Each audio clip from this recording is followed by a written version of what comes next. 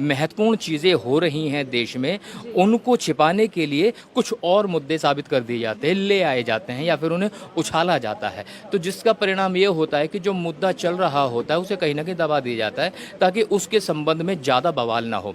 जैसे अभी अग्निवीर वाला जो मामला चल रहा है, वो 4 साल की नौकरी है, 4 साल की नौकरी के बाद वो बेरोजगार हो जाने वाले हैं।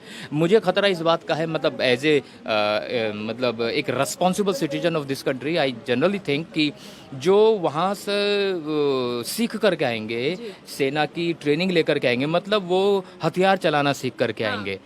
मोटा मोटी बात यही है, हथियार चलाना सीख कर आएंगे। तो ऐसा नहीं हो सकता कि जो ऑलरेडी हथियार चलाना जानता है उसे कोई आतंकवादी संगठन कैप्चर कर ले बहुत अच्छी अमाउंट दे करके, तो उन्हें तो रेडीमेड आतंकवादी मिल जाएंगे ना। तो और बीजेपी के लोग तो ये कह रहे हैं कि हम उनको जो अपने यहाँ चौकीदार रख लेंगे, गार्ड की नौकरी रख लेंगे। विजय वर्गीय जी, कैलाश वर्गीय जी ने वर्गीय कह रहे हैं। तो these kind of statements are being spoken by these kind of rubbish people. They can not understand the situation of this country. अभी आर्थिक क्राइसिस से गुजर रहा है इंडिया। भारत की आर्थिक रीढ़ की हड्डी टूट चुकी है। भारत सामाजिक रूप से तितर बितर हो चुका है। भारत धार्मिक रूप से जो है धर्मांधता या फिर धार्मिक पशुपेश से गुजर रहा है। एक ऐसी स्थिति से गुजर रहा है कि भारत को बचाने की आवश्यकता है। आत्मनिर्भर बना रहे हैं सर। इतना आत्मनिर्भर बना दिया कि उसे जो है विश्व गुरु कह रहे हैं। और विश्व गुरु तो बिल्कुल ही बन जाएगा जब आशाराम बापू जैसे गुरु हों, है ना, और जो है हनीप्रीत के पापा टाइप गुरु हों, और इतने सारे गुरु जो भारत की जेलों में पड़े हों, तो फिर वो देश विश्व गुरु नहीं बनेगा तो कौन बनेगा। एक शब्द हमें बहुत सुनने को मिलता है इस बीजेपी की सरकार में, हिंदुत्व का। और अब एकनाथ शिंदे ने बोला है कि हम शिवसेना से अलग नहीं है, हमने शिवसेना छोड़ी नहीं है, हम बस हिंदुत्व को आगे ले जाने की बात कर रहे हैं। क्या चल क्या रहा है, समझ नहीं आ रहा। एक्चुअली मैं तो सबसे पहले ये कहना चाहता हूँ, जिस व्यवस्था के ये लोग हिस्सा हैं उन्हें खुद नहीं पता हिंदू और हिंदुत्व होता क्या है। मैं दावे से कह रहा हूँ, चैलेंज कर रहा हूँ आपके चैनल के माध्यम से, जितने भी वेद हैं, जितने पुराण हैं और जितने भी धर्मशास्त्र हैं, उसमें लिखा हुआ दिखा दो हिंदू शब्द। कहीं हिंदू शब्द नहीं लिखा हुआ है। जब हिंदू शब्द लिखा ही नहीं है तो इसका मतलब तुम्हें खुद नहीं पता कि तुम्हारा धर्म क्या है। जो लोग अपने धर्म को ही नहीं जानते, वो धर्म को चलाएंगे क्या।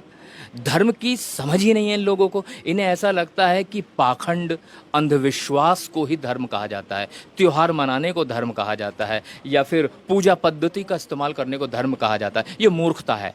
धर्म होता है जहाँ मानव मानव एक समान हो, जहाँ लिंग भेद खत्म हो जाते हों, जहाँ जाति भेद खत्म हो जाते हों, जहाँ भाषा भेद खत्म हो जाते हों, जहाँ क्षेत्रवाद खत्म हो जाता हो, जो मनुष्य की उस मस्तिष्क की पराकाष्ठा पर पहुँच जाता हो, जहाँ मनुष्य का मनुष्य से संबंध स्थापित होता हो, समानता के भाव उत्पन्न होते हों, मैत्री की बात होती हो, बंधुत्वता की बात होती हो, वहाँ धर्म हो सकता है।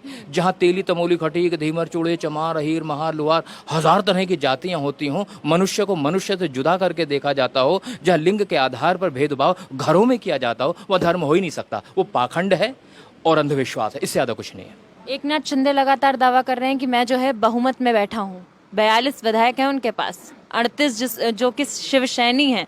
क्या लगता है अब क्या देखने को मिलेगा? 12 तारीख तक जो है सुप्रीम कोर्ट ने फैसला टाल दिया है, क्या हो सकता है महाराष्ट्र में? अगर उनके पास जादुई आंकड़ा है और वो खरीदे गए विधायक हैं तो डेफिनेटली वो पावर में आ सकते हैं।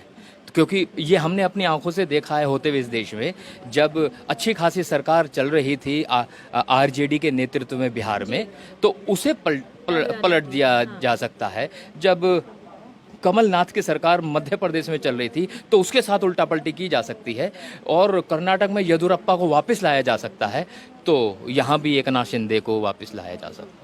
3 सीटों पर उपचुनाव हुए हैं और तीनों जगह वापस बीजेपी आई है, जिसमें से सबसे बड़ी सीट थी आजमगढ़ की, जो सपा का गढ़ माना जाता था। वहां की सीट हाथ से जाना कैसा लगा? दुख की बात है। मैं यहाँ 2 बातें ज़रूर कहना चाहूँगा। सबसे पहले तो मैं तारीफ़ करूँगा बीजेपी की यहाँ पर, क्योंकि उनके कार्यकर्ता ज़मीन पे काम करते हैं। बहुजन समाज के लोग नहीं काम कर रहे तो दैट इज़ देयर फुलिशनेस। जो ज़मीन पे काम करेगा उसे फल मिलेगा, पहली। दूसरी बात ये मैं कहूँगा कि ईवीएम माता उनके हाथ में, तो उनके हाथ में शक्ति है, जो बटन दबाते हैं वो उन्हीं के पक्ष में जाएगा। तो जब तक ईवीएम रहेगा तब तक जो है बीजेपी रहेगी। ये बिल्कुल इसी तरह का है। हाँ, आरोप ये है, ये बिल्कुल ऐसा ही है। जब तक रहेगा समोसे में आलू और बिहार में रहेगा लालू, उसी तरह से जब तक ईवीएम इनके पास रहेगी तब तक बीजेपी ही शासन करेगी। खेला होता रहेगा। खेला होता रहेगा।